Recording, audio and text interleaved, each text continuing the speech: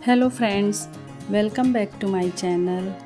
ये vlog Tuesday evening का है। स्कूल से आने के बाद मैंने सबसे पहले किचन साफ़ किया और सारे बर्तन धुल के रख दिए, क्योंकि मुझे तैयारी करनी थी अगले दिन की पूजा की। नेक्स्ट डे बुधवार को थी शीतला अष्टमी, तो उसकी पूजा की तैयारी करनी थी। तो इसीलिए मैंने यहाँ पे आके सबसे पहले किचन वगैरह की सफाई कर ली थी और अब मैं उसी की तैयारी कर रही हूँ। तो हमारे यहाँ इसमें एक दिन पहले बसेड़ा बनता है, तो इसको बसेड़ा अष्टमी भी कहा जाता है। तो इसके लिए मैंने पहले पूड़ी के लिए आटा गूंद के रख दिया है और इधर मैं पुए के लिए आटे की तैयारी कर रही हूँ। तो इसमें मैंने थोड़ा सा सौंफ डाला है और थोड़ा सा कद्दूकस किया हुआ गरी डाल के, चाशनी जो मैंने चीनी भिगो के रखी हुई थी तो उसको मैंने डाल के अच्छा सा आटा गूंद के रख दिया है। अब इस आटे की इस तरह से लोई काट लेंगे और इनकी छोटी छोटी सी मुझे पुए बनाने थे। तो पुए बनाने के लिए मेरे पास एक ये इस तरह का सांचा कहें या मोल्ड कहें, जो भी कहें, तो लकड़ी का है इस तरह का। तो जब भी कोई फेस्टिवल पड़ता है और अगर पुए वगैरह बनाने हैं तो मैं इसी में बना लेती हूँ। तो इससे क्या होता है, इनमें एक डिज़ाइन सी भी बन जाती है, वो जो कि देखने में बहुत ही अच्छे लगते हैं। तो क्या आपके यहाँ भी इस तरह का कोई मोल्ड यूज़ होता है तो मुझे ज़रूर बताइएगा। और अब इधर सारी पूड़ियाँ मैंने बेल के तैयार कर ली थी और पुए भी बेल के तैयार कर लिए थे। अब इनको तलना था तो मुझे याद आया कि मैंने एक स्टील की कढ़ाई प्रेस्टीज की मंगाई है ऑनलाइन। तो मैंने सोचा आज पूजा का सामान बनाना है तो मैं उसी का यूज़ करती हूँ। तो नई जो बर्तन होते हैं तो उनमें इस तरह से स्टिकर लगा होता है, तो उसे निकालने के लिए सबसे अच्छा तरीका यही है कि आप उसको आग पे रख दीजिए थोड़ी देर के लिए, और जैसे ही वो गर्म होगा तो वो स्टिकर आप आसानी से ऐसे हाथ से निकाल सकते हैं और कोई निशान भी नहीं पड़ता है। और फिर उसके बाद मैंने कढ़ाई को अच्छे से धुल लिया था और उसमें ऑयल डाल के मैंने पूड़ी पुआ ये सबको निकाल लिया था। तो ये कोई भी त्यौहार होते हैं तो ये सब ये रहता है कि पकवान तरह तरह के बनते हैं और एक अलग तरह का चेंज हो जाता है, बीच बीच में त्यौहार आते रहते हैं। तो और इस तरह से हमारे यहाँ ये भी बनता है। और फिर इधर पूड़ियाँ छोटी छोटी काटी हैं क्योंकि इसमें गुजिया भी बनती हैं। तो उसके लिए मेरे पास थोड़ा सा खोया रखा हुआ था, तो उसमें मैंने थोड़ा सा चीनी और कद्दूकस की हुई गरी मिला के और उसको तैयार कर लिया था। और अब ऐसे छोटी छोटी पूड़ियाँ ग्लास से कट कर ली थी। और अब सांचे से तो नहीं बनाया, मैंने सोचा चलो हाथ से ही ट्राई करती हूँ बना पाती हूँ कि नहीं। तो मैंने इस तरह से छोटी छोटी सी गुजिया जो है वो बना ली थी और उनको भी तल के तैयार कर लिया। और ये देखिए सब पूजा का सामान बन के तैयार हो गया है। और ये पुए देखिए कितने सुंदर लग रहे हैं डिज़ाइन वाले। इनको मैंने धीमी आंच पे सेका था ब्राउन होने तक, तो ये बहुत ही सुंदर लगते हैं देखने में। अब इन सबको जब ठंडा हो गए तो इनको मैंने अलग जो है, क्योंकि पूजा के थे तो इनको 2 डब्बों में करके अलग ही मैंने पैक करके रख दिया था और खाना पीना रात का हो गया था। अब ये सुबह अगले दिन अष्टमी का दिन है तो मुझे स्कूल भी जाना था, लेकिन सुबह पूजा भी करनी थी। तो सुबह उठ के सबसे पहले मैंने साफ़ सफाई करी, बाहर पानी डाला, झाड़ू पोछा वगैरह सब किया।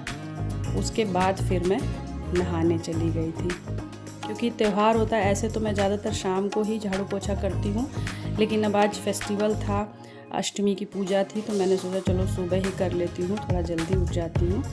और उसके बाद फिर मैं नहा के आ गई थी इधर पूजा के लिए तैयारी करने।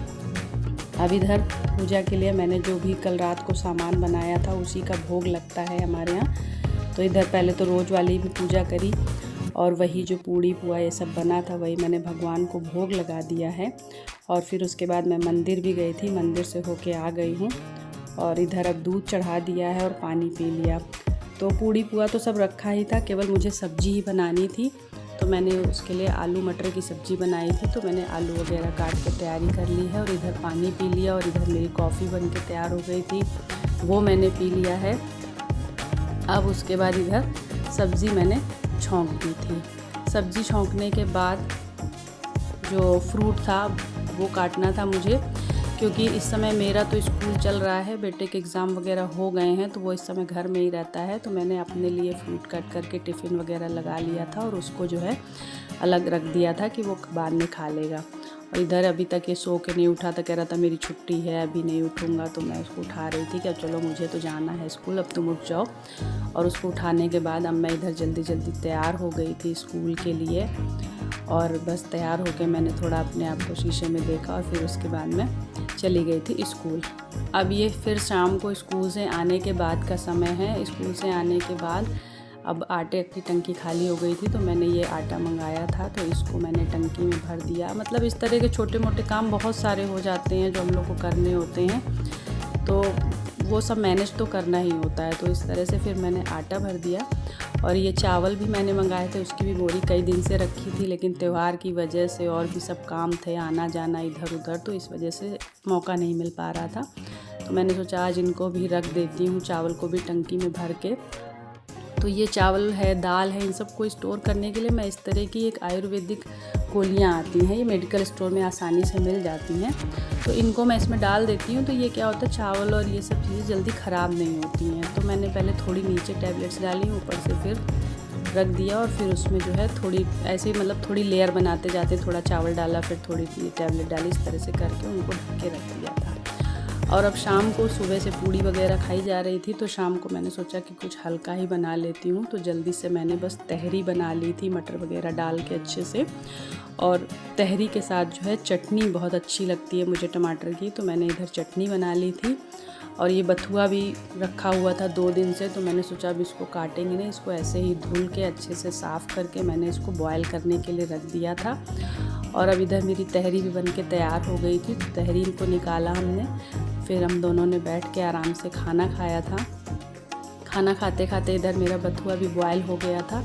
तो ये जैसे बॉयल रखा रहता है, तो कभी आप इसका जल्दी से पीस लीजिए, रायता भी बना सकते हैं, या आटे में मिला लीजिए, तो रोटी पराठा कुछ भी, मतलब उससे आराम रहता है, फिर आपको उस समय परेशान होने की ज़रूरत नहीं पड़ती है।